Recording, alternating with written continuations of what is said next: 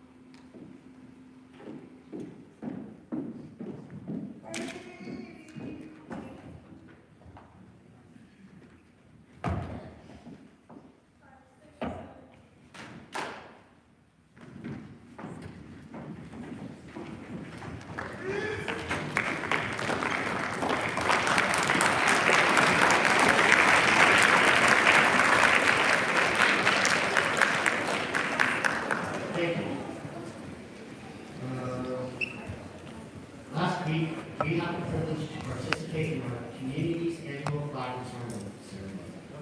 All year long, we collect American flags in need of retirement and fold them in preparation for the event. Then on Friday, we were privileged to be part of a solemn ceremony hosted by Mr. Shirtliff and other local veterans, as those flags were respectfully retired. Thanks to all those who helped put on that event. It was a very moving experience. We will now follow the program as outlined. First, we will have a speech by Avery Biasi, our senior class president. Then the junior and senior classes will perform God Bless the USA.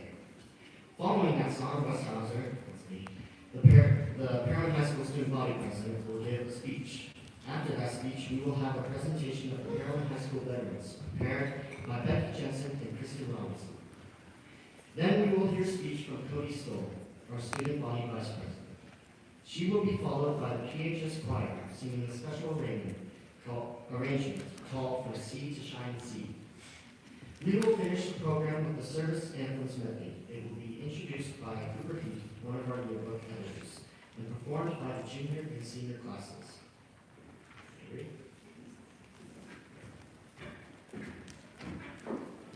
Good morning, faculty, students, and most importantly, our honored guests. I'd like to start off by first saying Happy Veterans Day. Today we gather together to recognize and honor the brave men and women who have served in the United States Armed Forces. This is more than just a date marked on a calendar, more than a get-out-of-class free card. It's a solemn reminder of the courage, sacrifice, and dedication of those who have stood in defense of our nation's freedom. Throughout history, veterans have answered the call to serve, often at great personal cost. They have left behind their families, friends, and the comforts of their homes in order to protect the freedoms we so often take for granted. Whether they served in direct combat, on battlefields, or here in our homeland, their commitment to duty reflects the very best of what it means to be an American. As I'm sure you have noticed, there are poppies scattered around the building. The significance of these poppies comes from a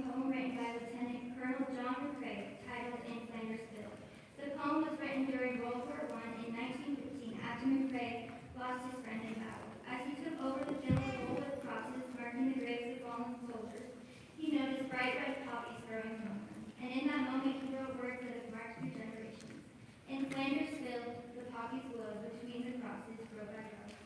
These lines explain life continuing to grow, even in a place marked by death. It's a reminder that Veterans Day isn't only about mourning the dead, but also about honoring the living.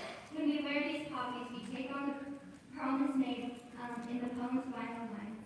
To take up and quarrel with the foe, to you from deadly hands we throw. The torch be yours to hold it high. If you break with us, you die. We shall not sleep, though poppies grow in Flanders field. So today we gather together, bearing our torch of gratitude to honor the sacrifice of those fallen soldiers. At this time, I'd also like to extend appreciation to the families of our veterans. Thank you to the spouses, children, and loved ones who have endured long deployments, fighting through the worry and uncertainty that war brings. Even though these beloved people don't wear uniforms, you are all heroes in my heart. As you listen to the speeches today, I challenge you to reflect on the words given. Let us remember that gratitude is not expressed in words alone, but it is reflected in our actions, in the respect we show and the appreciation that we practice. This is our duty as citizens of this nation. I find that sometimes in our busy lives, we forget how blessed we are to have the rights that we do. The freedoms that you and I get to enjoy exist today because brave individuals chose to protect them. Their service reminds us that liberty is not guaranteed, but it is obtained through courage, sacrifice, and honor. We utilize these freedoms every day, yet we forget to give credit to those who made them possible. This is why we are here today, to celebrate and to honor the camaraderie earned through blood, sweat, and tears. As I close, I want to again express my gratitude to each of you. It is because of your willingness to serve that I am able to freely give this speech today, and for that I cannot be more grateful. Thank you.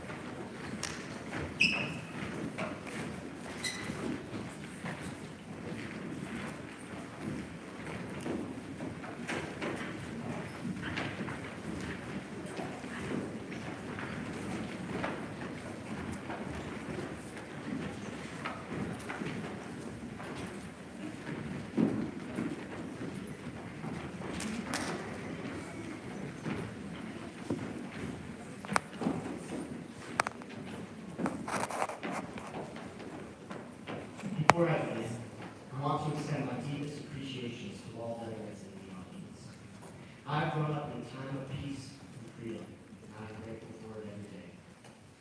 My great-grandfathers all served. 3 in World War II, 1 in Korea, and my grandfather who enlisted for Vietnam. He is here today.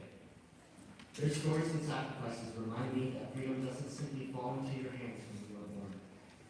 It is built by those who came before us, and protected by those who have bravery among us.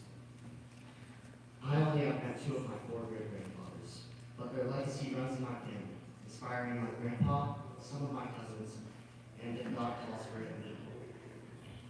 I cherish the memories I have of my great-grandfathers, whether it's stories passed down by my parents or books and papers they have left behind. I cherish the skills my grandpa teaches me, whether it's how to properly and safely handle a weapon, wayfinding, or building a survival kit. I admire his example as a leader, husband, and father. Today, I honor those family members, but today we gather to honor all those who have served, those who have carried the weight of our freedom, those who have lost time and hope to the sadness of war, those who have lost friends on the battlefield, those who have left families to unfamiliar and foreign places. I wish I could comprehend the strength it takes to do that. To sacrifice everything you have given, even for a few years, to watch the horrors of war before your very eyes, to give so much of yourself for the greater good and people you will never meet. I remember the first time I heard taps. The sound of the trumpet playing brought stillness to the air, but I didn't feel sadness and I didn't feel gratitude. I felt confused. I was too young to understand why everyone around me was so silent. Some stared at the ground, as if praying. Some stared at the flag. Some just cried. When I was older on one Memorial Day, I finally felt the weight of those 24 notes.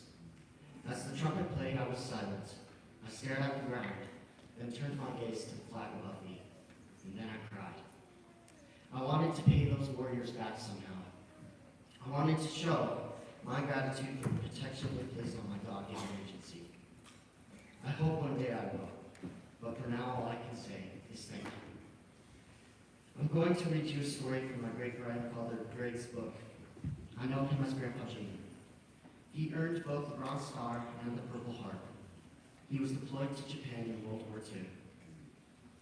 At this point in the story, his squad is arriving at a battle in Okinawa to reinforce a group who was heavily wounded by the Japanese. My grandfather's team was arriving in tanks, and his job was to navigate if there was any anti-tank weaponry, and to inform whoever was supposed to fire at the enemy before they fired at them. He states, "We started moving out, and I don't think we'd gone 100 yards until I saw a Japanese pull the camouflage bush from an anti-tank gun, and I reached in and tapped the guy and pointed to the left and said, 9 o'clock. He started bringing the gun around that way, when right in front of us, an anti-tank gun opened fire and blew that tank to smithereens. I was riding the back of it, and it blew me up against the bank. All the men inside the tank were killed by exploding ammunition. A Japanese shot me while I was laying there. He thought I was already dead. The men were pushed back, and there was fighting back and forth. I was lying there bleeding. I thought, well, I'm dying, and no one can help me. Then I heard Sergeant O'Connor and Charles Green talking.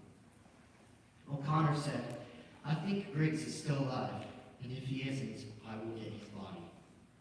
Charles Green was a medic. He said, no way, he is dead. I saw them shoot him. Sergeant O'Connor said, cover me, boys. I'm going after him. I wanted to say, come and get me, but the Japanese were 15 yards away on the other side. I couldn't move. I was paralyzed. Sergeant O'Connor came and dragged me all the way back to the foxhole. When morning came, they gave me morphine and put me on a stretcher and took me to a little field hospital behind a big cliff. When we drove up, the chaplain came over and he said, oh my goodness. I was bloody all over and looked pretty bad, I suppose. He said, would you like to have a cigarette? I said, no, I don't smoke. He said, what about some chewing gum? I said, my mouth is so sore, I don't think I can chew. He answered, I see that you are a Protestant. Well, I am a Catholic. Can I say a prayer for you? I said, yes, thank you. I hope that we take time to think of our veterans' example, to think of the sacrifice and legacy that they leave all of us. That when we use the freedoms they've secured for us, we may use them wisely and selflessly. That when our friends have fallen, not just in war and not just in battle, we will not turn our eyes. That we will not fear the fire of the enemy, but that we will turn to those with us and say loud and clear, cover me, boys. I'm going after him. Thank you.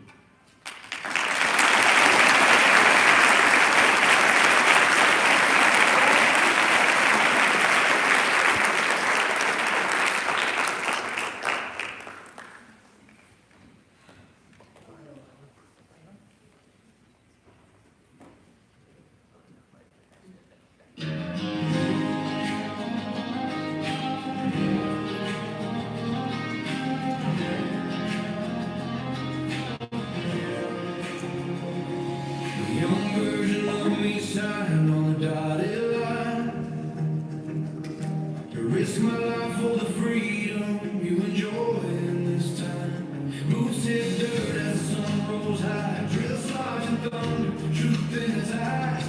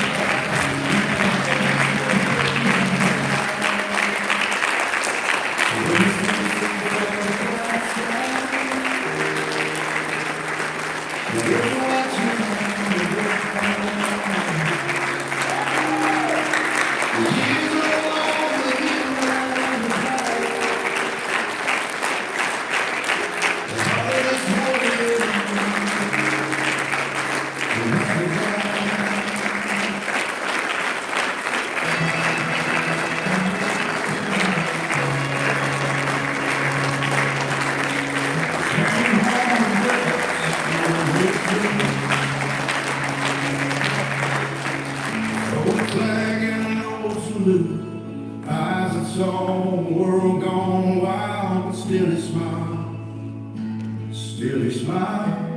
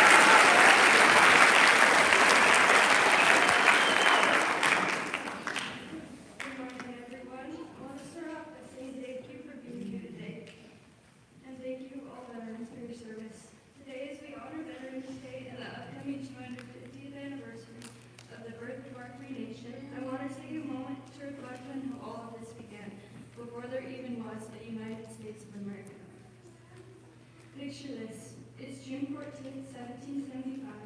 The 13 colonies are still under British rule. Tensions are high. Battles have already broken out in Massachusetts, and a group of delegates meets in Philadelphia. These men are scared, tired, and facing what seems like an impossible fight against the most powerful army in the world, the British Army.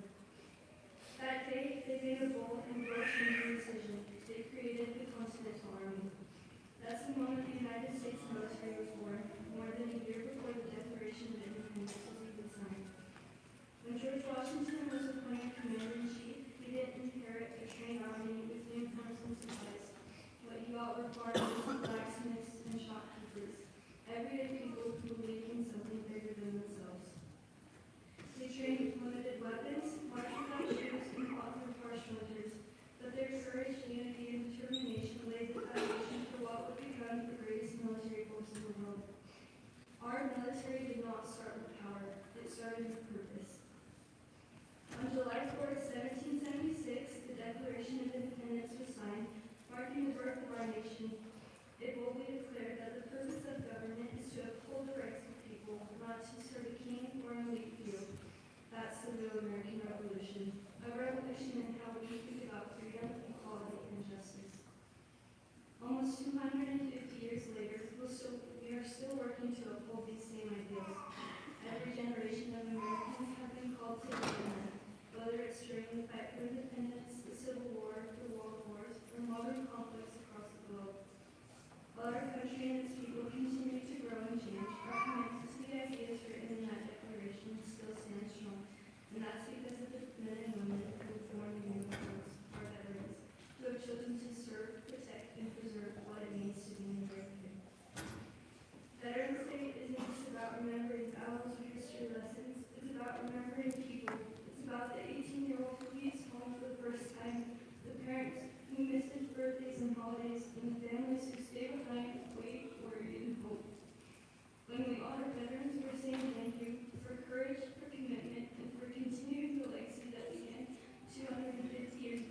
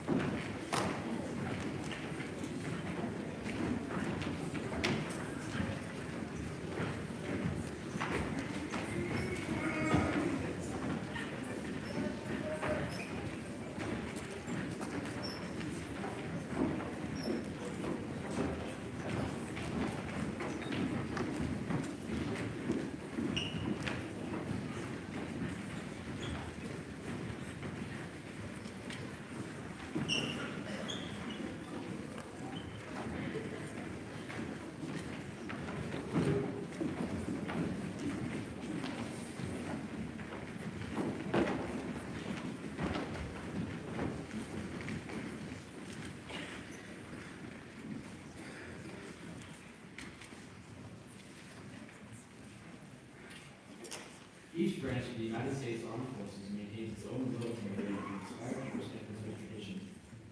Though these bands are now primarily ceremonial, they were once an integral element on the battlefield. To increase the morale and strength of men, bands would march in front of formations as they entered battle. Today, bands are no longer involved in armed conflict. However, the tradition of song lives on as each branch recognizes its own official service anthem. These armed service songs have a rich history and special meaning to those who served. We now ask that the veterans and current servicemen and women in attendance to stand in the anthem which represents their branch of service so we can honor each of you.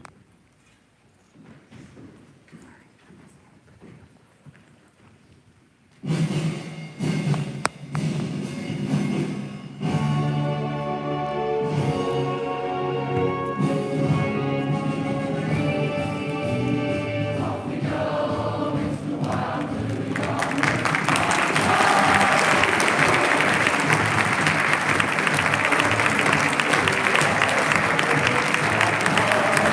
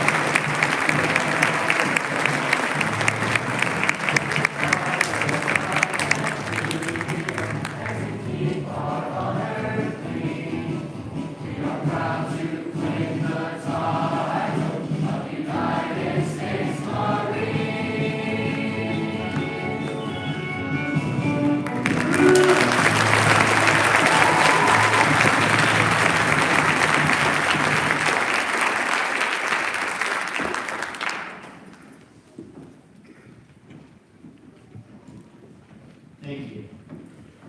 We truly are so grateful for all the sacrifices and service the men and women of the armed forces provide for our country. The PHS student government and local city leaders have provided refreshments in the commons for all veterans and current servicemen and women. Thank you for attending our assembly today, and have a happy day.